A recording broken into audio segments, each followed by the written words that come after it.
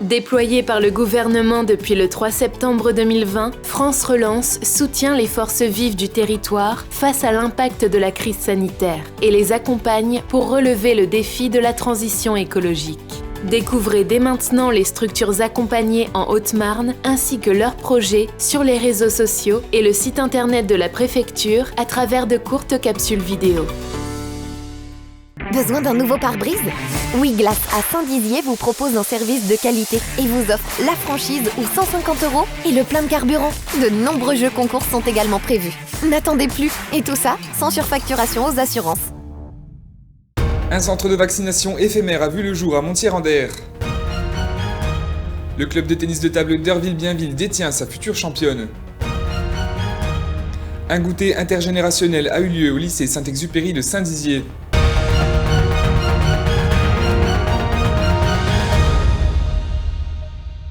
Bonsoir à tous et bienvenue dans votre journal du jeudi 16 décembre. Mardi matin, un centre de vaccination éphémère a ouvert ses portes à la salle multisport de Montier-en-Der.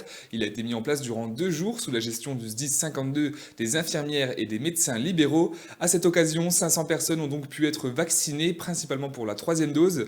Le sous-préfet de la ville de Saint-Dizier, Hervé Gérin, s'est rendu sur les lieux afin d'en faire la visite. Écoutez. Aujourd'hui, on est en phase d'augmentation du taux d'incidence en Haute-Marne concernant le Covid-19, puisqu'on a dépassé hier les 337 cas pour 100 000 habitants, taux d'incidence. Il y a seulement quelques semaines, on était à moins de 200. Je rappelle que le seuil d'alerte est de 50. Par comparaison, on est en deçà de la moyenne nationale, qui aujourd'hui s'élève à plus de 700. Je ne peux qu'encourager les uns et les autres qui sont dans les tranches d'âge ou qui sont éligibles pour la vaccination, et notamment les plus de 65 ans qui aujourd'hui, s'ils sont au-delà de 7 mois de vaccination, de délai par rapport à leur deuxième injection, doivent aller se faire vacciner pour garder la validité de leur passe sanitaire. Donc c'est aussi pour cela qu'on développe sur le territoire des centres de vaccination comme celui de la Porte du Der. On accueille en termes de volume environ 250 personnes par jour pendant 2 jours, ce qui permet à des gens qui n'ont pas forcément la capacité de se déplacer plus loin vers la maison de santé de Joinville ou vers le centre de vaccination de Saint-Dizier de pouvoir être vaccinés localement. On réédite aujourd'hui cette initiative grâce à la municipalité, grâce aux SDIS, et c'est donc aussi avec des infirmières et des médecins libéraux qui sont venus donner appui qu'on peut aujourd'hui vacciner 500 personnes sur 2 jours, ce qui est pour le bassin de vie un moment fort et une bonne réponse. Et merci à Anne-France Marchand pour les images. Et mettons en lumière à présent nos champions locaux. Lou Konek-Nizol a intégré cette année le Pôle Espoir Grand Est de tennis de table à Strasbourg. La jeune pongiste licenciée au club d'Urville-Bienville est en classe de 4e et devrait rester dans la structure jusqu'au bac. Pour elle, l'objectif est clair, elle compte bien continuer ses performances et faire de sa passion son métier. Regardez. Lorsqu'elle est à la table, elle est prête à en découdre. En effet, Lou Konek-Nizol, licenciée au club d'Urville-Bienville, a intégré un cursus en sport-études au Pôle Espoir Grand Est de tennis de table à Strasbourg. Ça se passe super bien.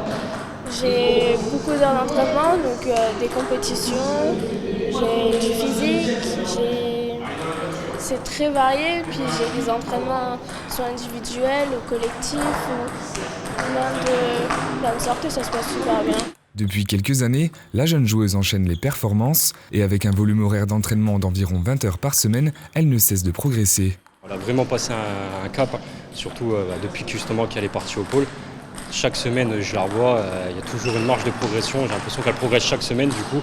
Donc vraiment du bon boulot avec elle. Alors ses points forts, elle a un gros coup droit, elle adore ça. Elle adore son soft, elle adore jouer avec son soft. Donc une bonne rotation sur son soft pour claquer derrière. Et vraiment, elle finit toujours les points comme ça. Donc un gros coup droit. Après avoir été élue vice-championne du Grand Est en 2019, elle a atteint le plus haut niveau en National 1 en compétition individuelle en 2020. Mais la jeune joueuse ne compte pas s'arrêter là et continue de poursuivre son rêve. De vivre du tennis de table, pouvoir faire ma passion, mon métier. Et le moins que l'on puisse dire, c'est que son club est derrière elle. Pour son futur, vraiment, j'aimerais qu'elle continue déjà, qu'elle continue à bosser et qu'elle progresse toujours, qu'elle vise toujours plus haut, qu'elle ne s'arrête pas, qu'elle continue comme ça et on ira au maximum avec elle. À noter également que la commune d'Urville-Bienville a signé avec la jeune pongiste sa première convention de partenariat pour la promotion du sport sur le territoire afin d'aider au financement de sa formation. De son côté, Lou participera aux internationaux du Grand Est ce week-end à Pont-à-Mousson et elle compte bien faire ses preuves. Et passons maintenant à notre chiffre du jour qui s'élève à 473 €. Il s'agit du montant des dons récoltés le vendredi 4 décembre dernier à Longeville-en-Barrois en faveur de l'association AFM Téléthon. En effet, les élèves de l'école ont couru pour la bonne cause et ont parcouru au total plus de 154 km, toutes classes confondues. Et dans le cadre de leur projet scolaire nommé Chef-d'œuvre, les élèves de première du bac pro cuisine du lycée Saint-Exupéry de Saint-Dizier ont échangé avec les résidents de la maison de l'Orme Dorée. Le but est de créer un livre de recettes intergénérationnelles. Ce mercredi, ils se sont donc retrouvés pour un goûter de Noël cuisiné par les élèves, autour duquel ils ont pu discuter sur le projet. Un reportage d'Elsa Druillet. La tendresse d'une truffe au chocolat mêlée à l'élégance du thé au jasmin, c'est ce qui se prépare dans les cuisines du lycée Saint-Exupéry, entre autres surprises. Au fourneau, les élèves du bac pro cuisine s'affairent à concocter des beignets à la banane, des moelleux au chocolat et autres douceurs pour le goûter de Noël à 10h. Après avoir dressé et décoré la table, tous sont prêts à accueillir les résidents de l'Orme Dorée. Dans un premier temps, vous êtes là pour manger, je vous avoue. Certes, les résidents étaient là pour manger, mais pas que. En ayant parlé aux résidents, ils étaient vraiment très heureux justement de pouvoir aussi recréer ce lien intergénérationnel qu'on avait pu aussi suite au Covid. Et le projet leur paraissait vraiment intéressant parce que c'est vrai que la nourriture, je pense que ça rassemble tout le monde, qu'on soit jeune, moins jeune. Aussitôt qu'on parle de plats, de nourriture, je pense que voilà. Ce n'est pas la première fois que ces élèves de première année et les résidents se rencontrent. Chaque mardi, ils ont l'habitude de se retrouver à l'Orme Dorée pour discuter de cuisine. Ainsi, les élèves découvrent de nouvelles manières de cuisiner, mais développent aussi des relations humaines tout aussi instructives. Il y a vraiment un échange, et puis moi je trouve que ça donne une ouverture d'esprit, et puis ça leur... il y a même des élèves compliqués, difficiles, je trouve que ça les change, quoi, en fait, le fait d'aller tous les mardis... Ils sont impatients aussi d'y aller, quoi. Parce qu'eux aussi ont un comportement différent qu'ils peuvent avoir. Ils ont un grand respect en fait pour les résidents qu'ils n'ont pas toujours entre eux ou même des fois avec nous.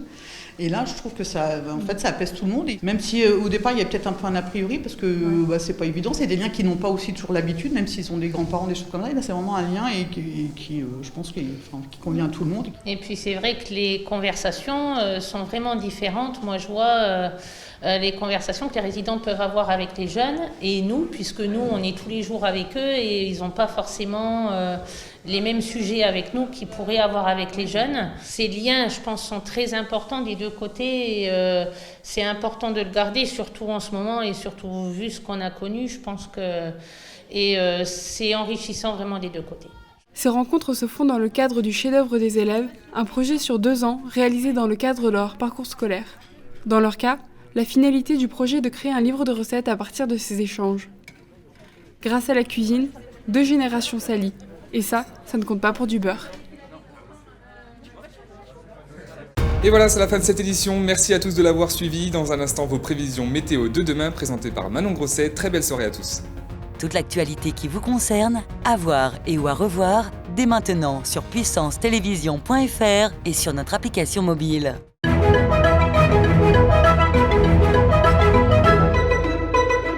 Bonsoir à tous. Demain matin, des nuages seront présents sur l'ensemble du triangle avec quelques rayons de soleil à Vitry-le-François. Côté température, on annonce 3 degrés à Chaumont.